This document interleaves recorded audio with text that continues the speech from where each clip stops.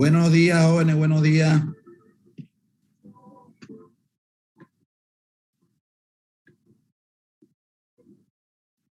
Vamos a comenzar a admitir ya a su compañero.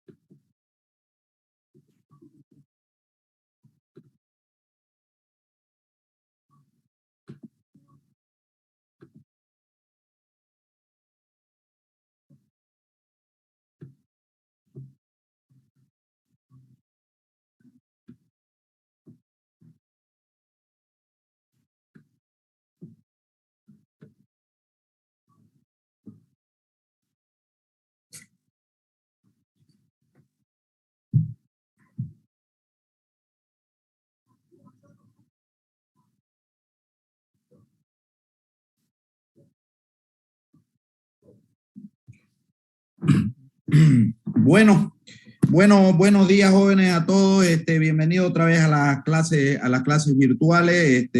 Por favor, activen su camarita para tomarle la asistencia correspondiente, ¿ya? Ratito, activen su camarita.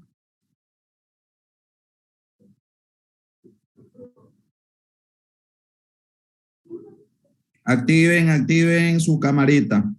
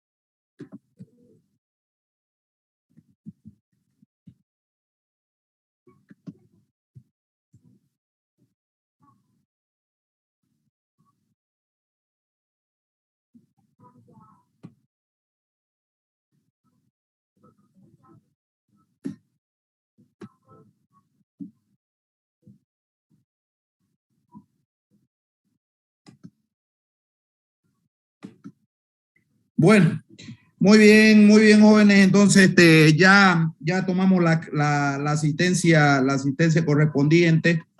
Ya vamos a comenzar ya con otro tema de avance. Vamos a entrar, la anterior clase hablamos todo lo que era amebiasis intestinal, más que todo referido a lo que era la entamoeba histolítica, ¿no? Que es considerado dentro de lo que son las amebas, de la clasificación de las amebas, de la clase amebas, ya es considerado como el parásito patógeno. Ya el tema del día de hoy vamos a llevar lo que son amebas comensales. Ya las amebas comensales, estas amebas comensales, estas amebas comensales, en primer lugar, son parásitos, ya son parásitos denominados así comensales se encuentran dentro del huésped hospedero, pero no causan ningún tipo de patología. Pero al decir que no causan ningún tipo de patología, no estamos diciendo que no causen ningún tipo de infecciones en el paciente, ya que estos, a diferencia de lo que es la entamoeba histolítica, no sobrepasan lo que es la mucosa, no atraviesan lo que es la mucosa y la submucosa intestinal, ya debido a que estos parásitos no contienen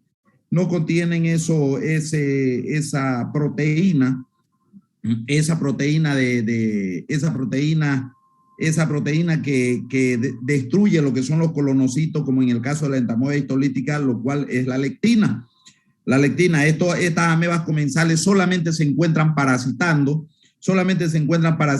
en lo que es la mucosidad del intestino grueso, solamente en la mucosa, no atraviesa lo que es, no llega a causar daño a penetrar lo que es la submucosa intestinal para ingresar al lumen intestinal, solamente ellas se encuentran ahí en la mucosa intestinal.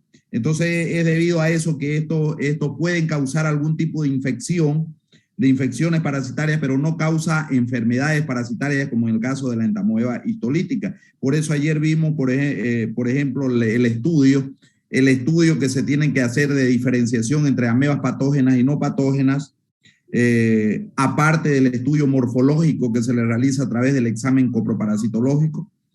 Ya, pero vamos a ir estudiando estas amebas no patógenas, o también llamadas amebas comensales. Tenemos que decir que lo más prevalente dentro de lo que tenemos estos grupos de amebas comensales, se encuentra lo que es la entamoeba colic, la endolima agnana, ya la Yodamoeba buchili y lo que es la Dientamoeba fragilis. No, aunque existen otras, por ejemplo, otras que son denominadas comensales menos prevalentes, porque, como en el caso de otras especies de entamoeba, como es la Harmani, la dispar, ya existe también la polequi, y hay otras 3 especies, por ejemplo, que son denominadas SPP, que también están en estudio, ya que son también denominadas como amebas comensales. Vamos a comenzar haciendo el estudio, principalmente el estudio morfológico de esto, cómo lo vamos a poder diferenciar. Nosotros tenemos que saber diferenciar estos tipos de amebas. ¿Por qué? Porque una de nuestras prácticas de laboratorio que vamos a llevar la próxima semana ya vamos a entrar a identificación de todo lo que son estas determinadas amebas. Entonces tenemos que realizar un estudio morfológico de estos tipos de parásitos. Vamos a ir proyectando lo que es la diapositiva. Primero vamos a comenzar con lo que es la entamoeba coli, ya la primera ameba comensal. Ya esta entamoeba coli dentro es un parásito unicelular, en primer lugar, que está constituido por 2 formas parasitarias principales. La primera, que es el trofozoito. Vamos a ir viendo, fíjense ustedes aquí lo que es el trofozoito de la entamoeba coli. Tenemos que hacer mucho la diferenciación de esta entamoeba coli, porque algunas veces podemos confundirla con una entamoeba histolítica. Ya obviamente estamos hablando del trofozoito aquí. El trofozoito de este parásito, de esta entamoeba coli, ya mide de 20 a 30 micras de diámetro, es de forma ovalada, obviamente es de forma ameboide. ameboide, lo cual está constituido principalmente por dos citoplasmas también, un endoplasma que se encuentra en los organelos celulares, principalmente esta entamoeba coli en la parte interna de su primer citoplasma, que es el endoplasma. Ella se llega a alimentar de todo lo que son las bacterias, se llega a alimentar de bacterias y vacuolas digestivas, los cuales la llega a metabolizar para formar su segundo citoplasma, que en este caso se denomina el ectoplasma, lo cual llega a formar su órgano de locomoción, que en este caso se denomina su pseudópodo. Ya está constituido también por un solo núcleo. Este núcleo que posee, por ejemplo, en la parte, está constituido por una membrana nuclear, y obviamente está constituido por su cariosoma. El cariosoma en este caso, a diferencia de lo que es la entamoeba histolítica, su cariosoma es excéntrico. ¿Qué quiere decir? Que está adosado hacia lo que es la membrana nuclear. A diferencia, por ejemplo, de la histolítica, que dijimos que se encuentra en la parte central.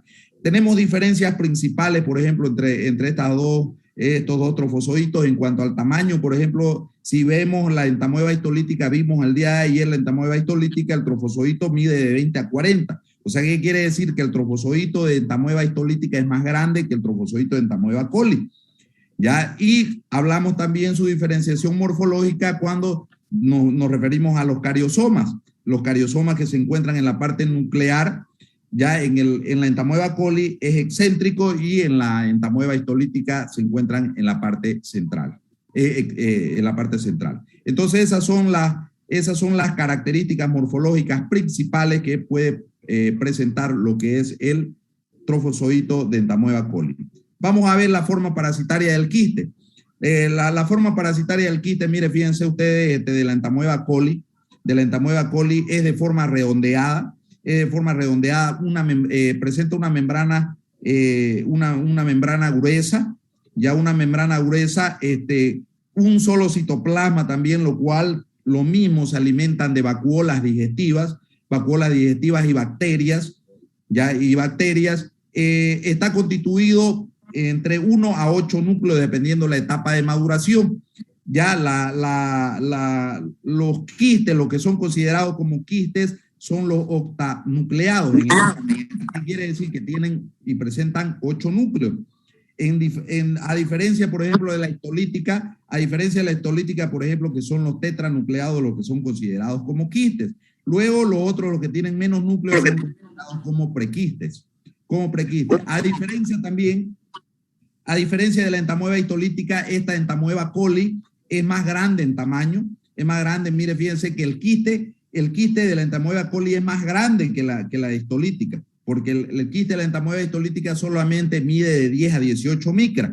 Sin embargo, la entamoeba coli mide de 15 a 30 micras de diámetro. En cuanto a los núcleos también, vemos que de 1 a 4 presenta la histolítica y de 1 a 8 puede presentar lo que es la entamoeba coli. No quiero que confundan y digan de 4 a 8 núcleos, no, de 1 a 8 núcleos puede presentar la entamoeba coli.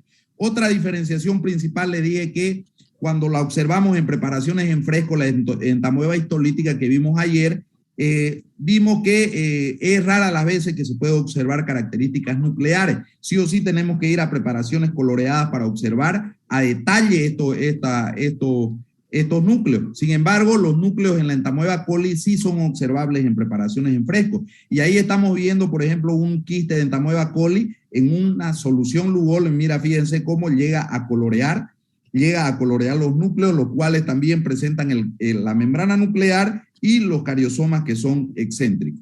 Entonces, eso serían las características morfológicas que puede presentar lo que es el trofozoito y los quistes y las diferenciaciones que pueden existir entre la entamoeba coli con lo que es la entamoeba histolítica. Ahí, por ejemplo, podemos ver en una preparación coloreada, fíjense las preparaciones coloreadas que les dije que tenían las características. Estas preparaciones coloreadas tenían las características de teñir principalmente características nucleares. Y ahí están, miren, este es un quiste donde los tiñe bien de color violeta con una tinción de Giemsa, ¿no? Esa es la tinción, por ejemplo, o si no, también se puede teñir con una tinción tricrómica o también hematoxilina férrica, pero siempre resaltando sus características nucleares. Vamos a ver lo que es la endolimagnana. La endolimagnana también presenta dos formas parasitarias dentro de lo que es su ciclo de vida. Su ciclo de vida, el primero que es el trofozoito. Mire, fíjense, el trofozoito, por ejemplo, de lo que es la endolimagnana, mide entre 6 a 15 micras, 6 a 15 micras de diámetro. Ya está constituido también por dos citoplasmas.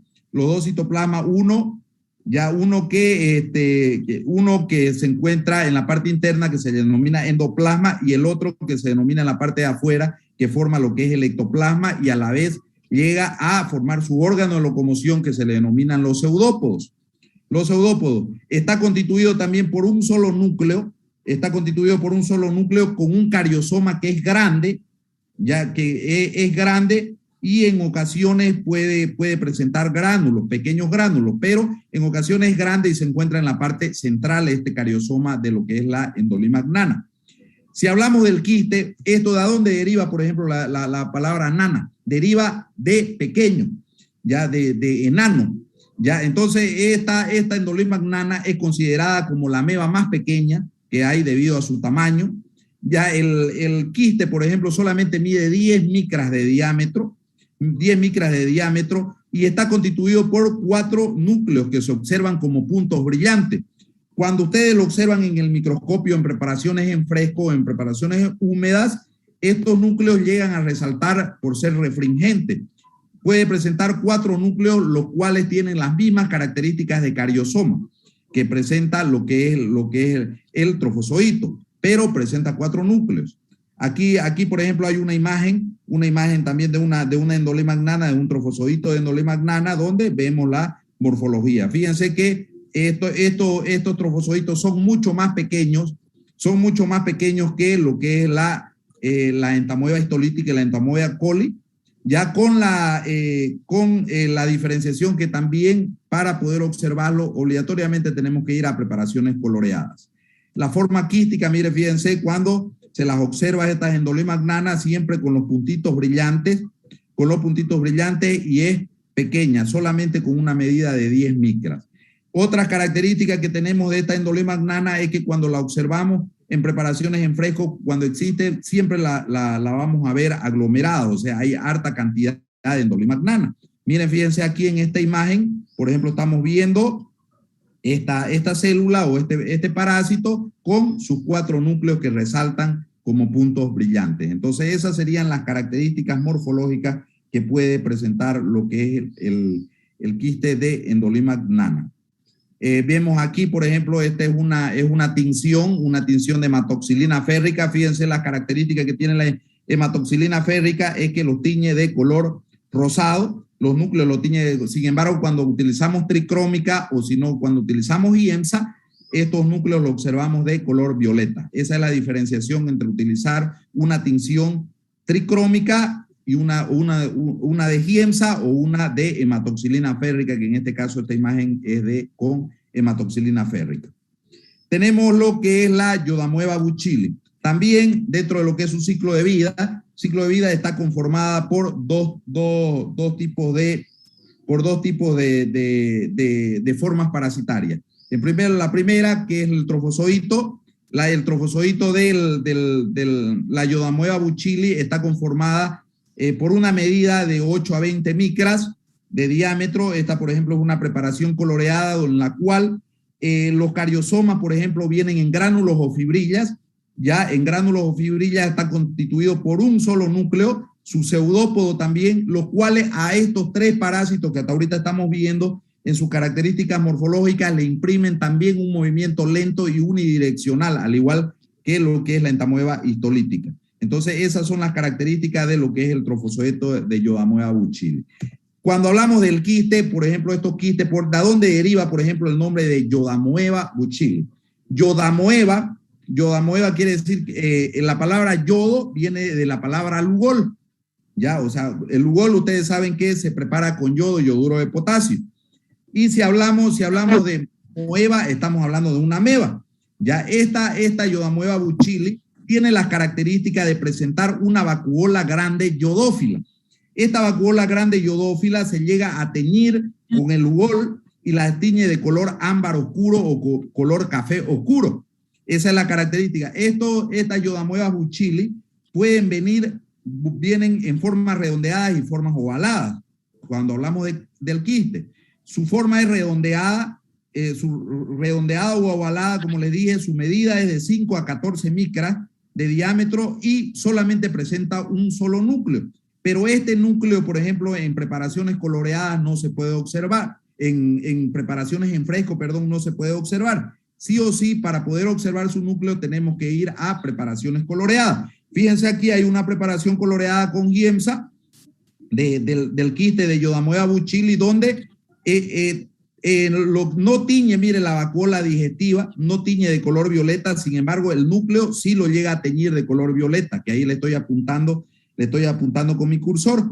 Este, por ejemplo, sería su núcleo, ya que es en gránulos y fibrilla su cariosoma, y obviamente su vacuola, que no la llega a teñir, fíjese, se llega a teñir como, se llega a presentar, mejor dicho, como un espacio vacío, y esa es la denominada la vacuola iodófila, o también se le denomina vacuola de glucógeno.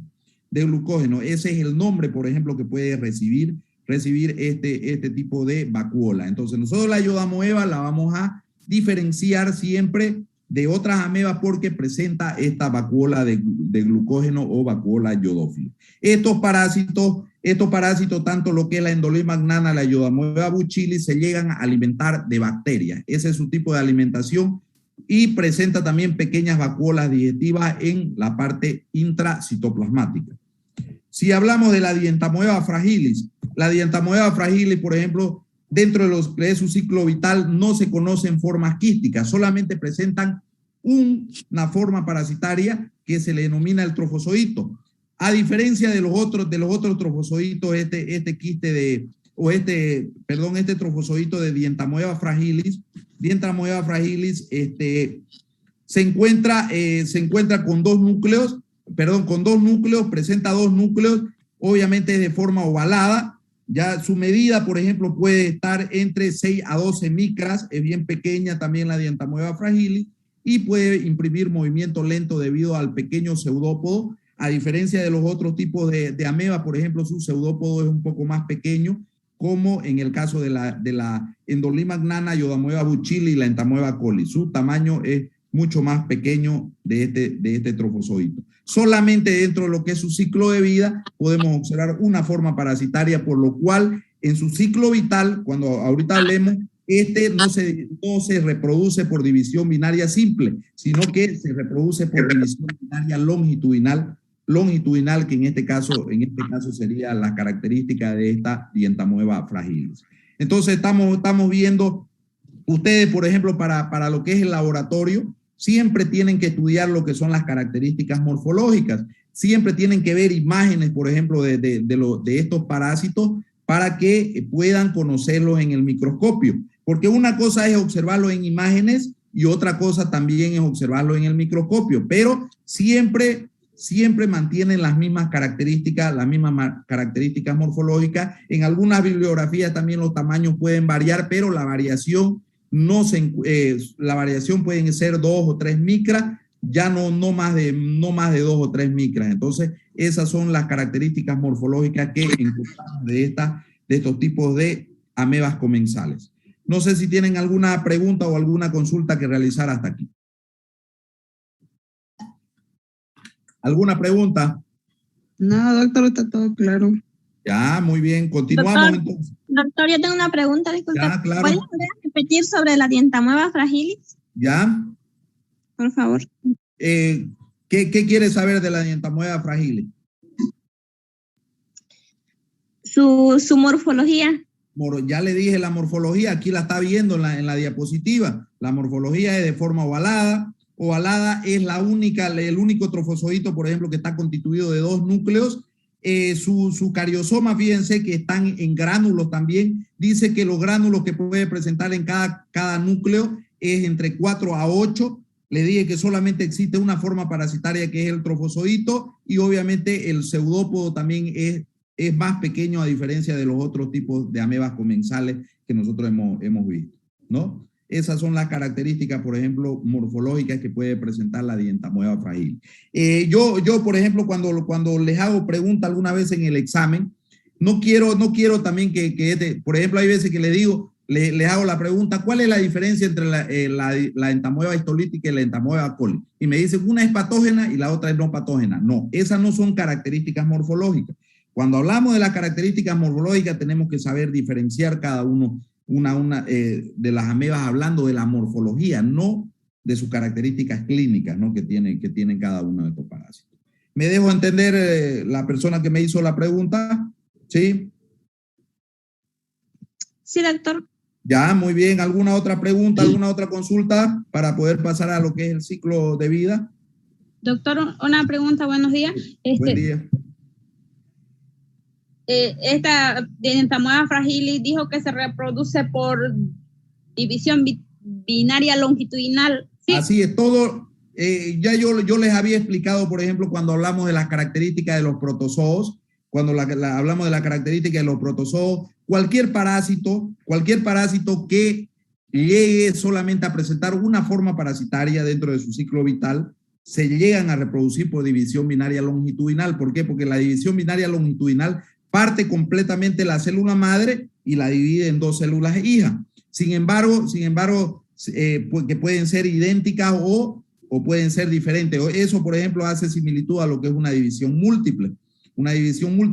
En caso de los otros tipos, por ejemplo, cuando presentan las dos formas parasitarias, su división binaria es simple. Y esa división binaria simple, por ejemplo, consiste en partir la célula madre y la divide en dos células hijas idénticas a lo que es la célula madre. Entonces, esos son los tipos de división, por ejemplo, de reproducción que pueden presentar estos tipos de amebas. ¿Ya?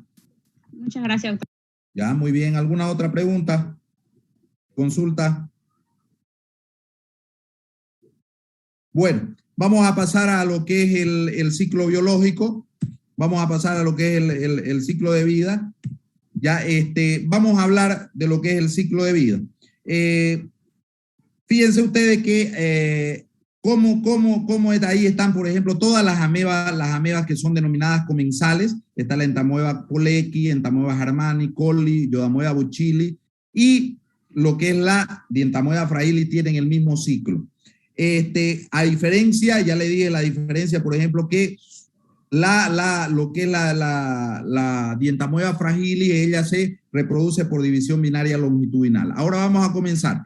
De una persona infectada, por ejemplo, estos trofozoitos, quistes y prequistes, llegan a ser eliminados en la materia fecal. Pero como los trofozoitos también no sobreviven en vida libre, tenemos que tener en cuenta que solamente quedan activas las fases quísticas, la forma parasitaria quística, los cuales estos quistes de estas amebas comensales van y contaminan también aguas y alimentos. Ingresa de la misma forma que la entamoeba histolítica por vía oral, va por todo el sistema digestivo y llega a la mucosidad del intestino grueso.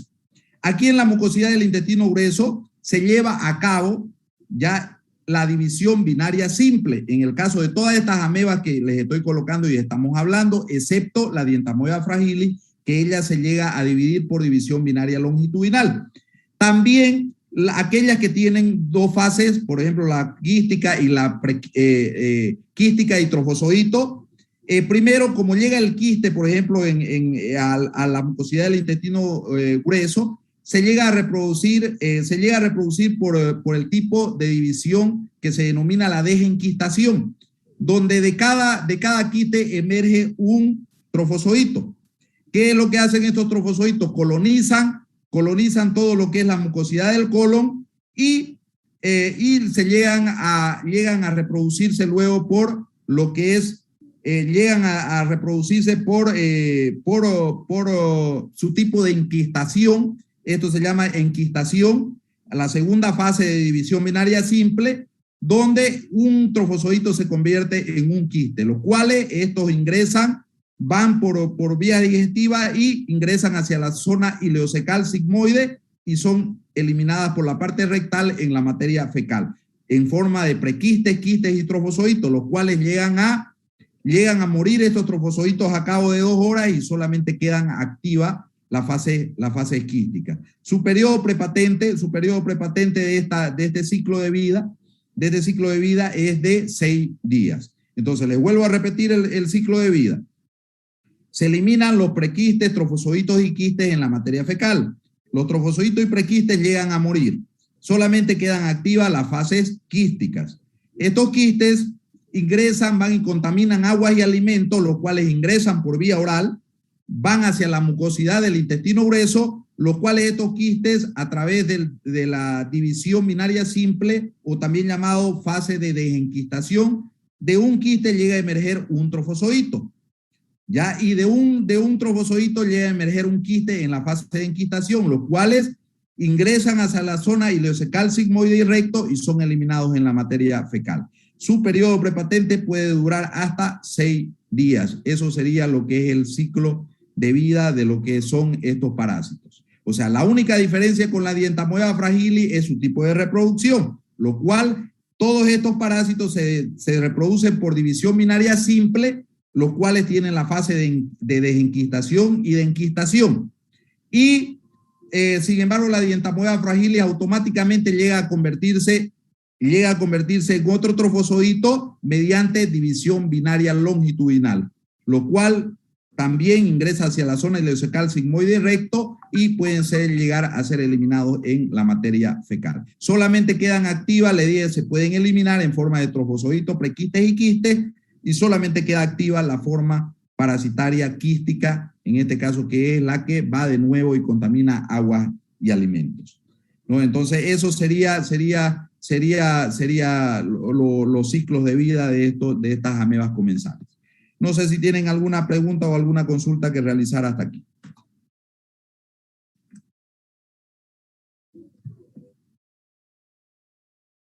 Bueno, miren, un ratito se nos ha ido el tiempo, estamos a 3 minutos de que corte la transmisión, la primera conexión. Por favor, le rogaría que cortemos y volvamos a ingresar en el mismo link, ¿ya? Para tener ya el otro tiempo y poder culminar el tema. ¿Listo? ¿Está bien?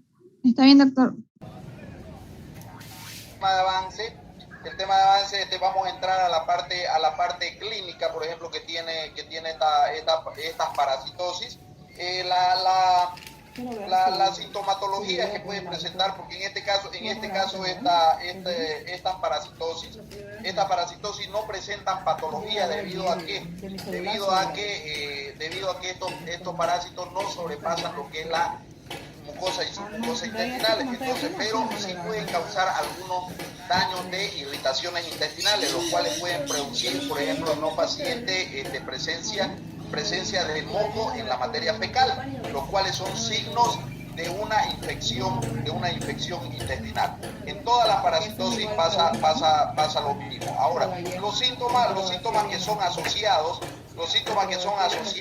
a una infección intestinal, a una infección parasitaria, en caso de todo lo que son estas amebas comensales, tenemos lo que son los dolores abdominales, hay estreñimientos, gases, se puede producir en algunos niños, por ejemplo, anemias, las diarreas son intensas, las diarreas también en casos graves de infección, cuando se llegan a reproducir en el intestino tanto trofozoitos como quistes, llega a hacer de 5 a 10 evacuaciones por día, igual como pasa en una mebiasis, con la diferencia es que no hay defecación de sangre, solamente hay defecación de moco en la materia fecal.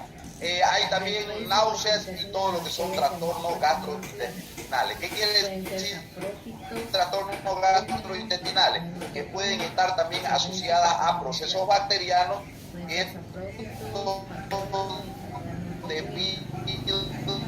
a lo cual hay una descompensación en la flora microbiana normal, lo cual va a producir todos estos trastornos gastrointestinales. También pueden existir náuseas, vómitos, también esto, por ejemplo, en lo que son las náuseas, vómitos y diarrea, pueden ocasionar, por ejemplo, en los pacientes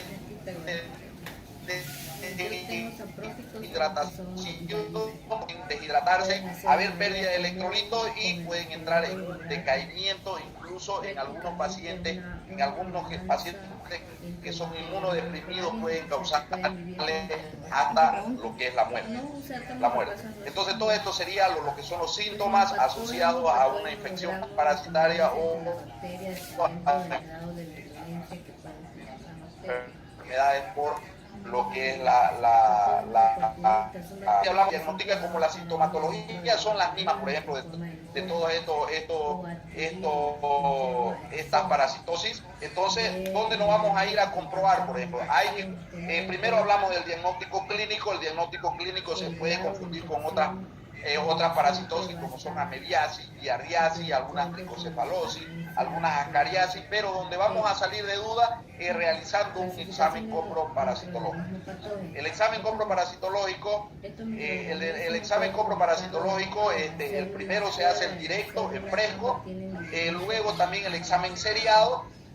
El examen seriado que tiene las mismas características que lo que les expliqué ayer, por ejemplo, en el tema de amebiasis.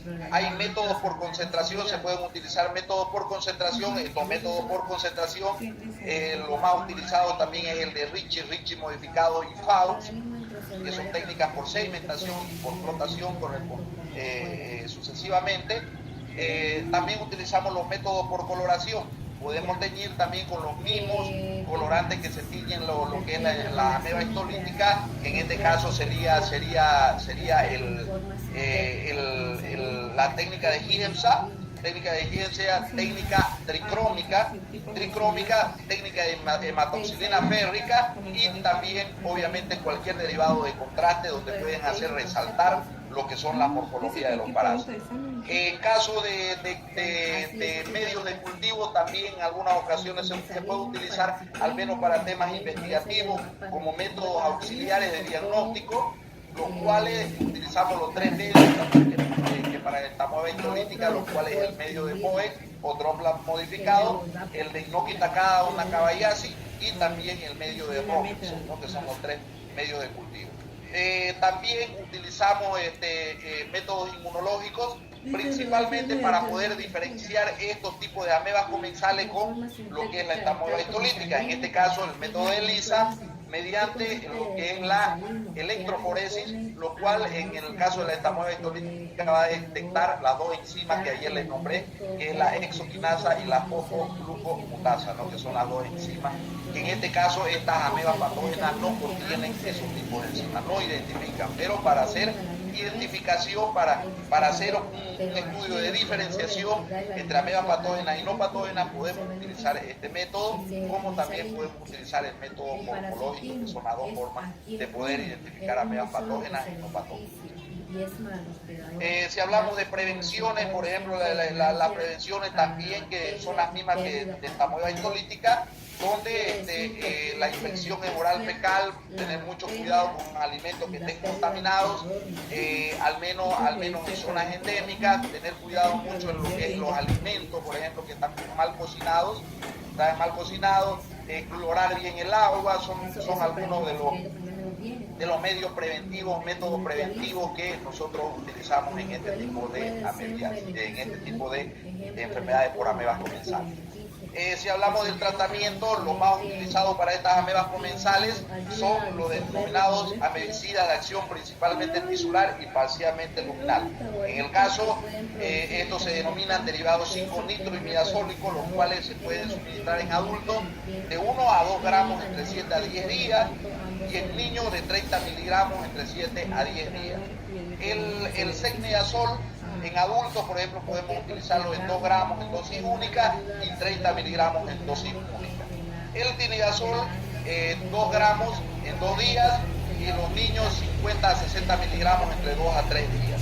Y el ornidazol en adultos, 4 tabletas de 500 miligramos, se suministra 4 tabletas de 500 miligramos en 5 a 10 días, en los adultos mayores a 60 kilogramos.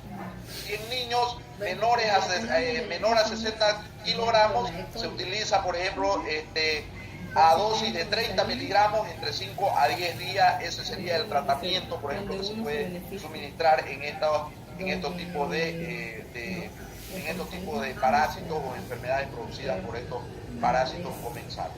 Con esto llegamos al final del tema. Gracias por su atención. No sé si tienen alguna pregunta o alguna consulta que realizar. Ese es el comensalismo. Ya donde el esperador, sí. El esperador da el alimento. Doctor, ¿será que puede repetir el tratamiento del ornidazol, por favor? Ahí está, por eso le coloqué la diapositiva y vamos a proyectarla de nuevo. Ahí está diciendo. Aquí está, el adulto, 4 tabletas de 500 miligramos, de 5 a 10 días. Esto cuando los adultos pesan mayor a 60 kilogramos. En caso de que pesen menor a 60 kilogramos, en niños se necesita ya el dosis para niños de 30 miligramos de 5 a 10 días. Ese es el tratamiento para estas amebas. Se utiliza la misma dosis, por ejemplo, de estos derivados 5-nitroimidazólicos para amebiasis intestinal producido también por entamoeba indolita. ¿Ya? ¿Alguna otra pregunta, consulta?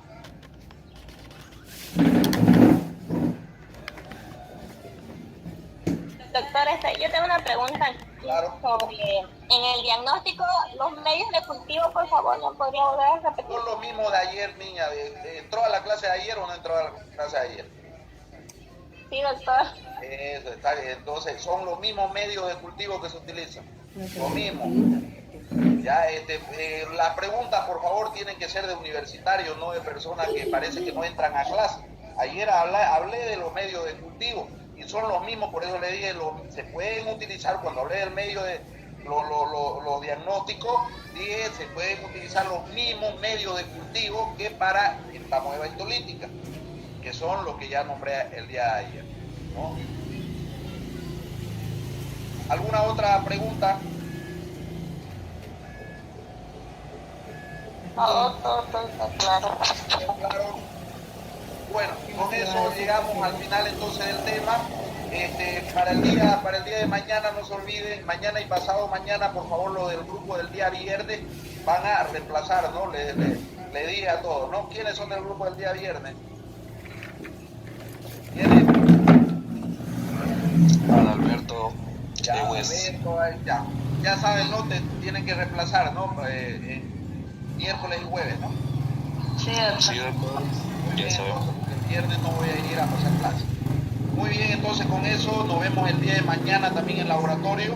Ya llevar sus implementos de bioseguridad, sobre todo sus cubreobjetos, por favor, cubreobjetos, y si es posible lleven portaobjetos. Ya cada uno debe cargar como uso personal esos portaobjetos y esos cubreobjetos, ¿no? Y nos vemos el día de mañana, lo que tienen, y pasado mañana lo que tienen también conmigo. ¿Listo? Ya, doctor. Hasta luego. Chao, chao.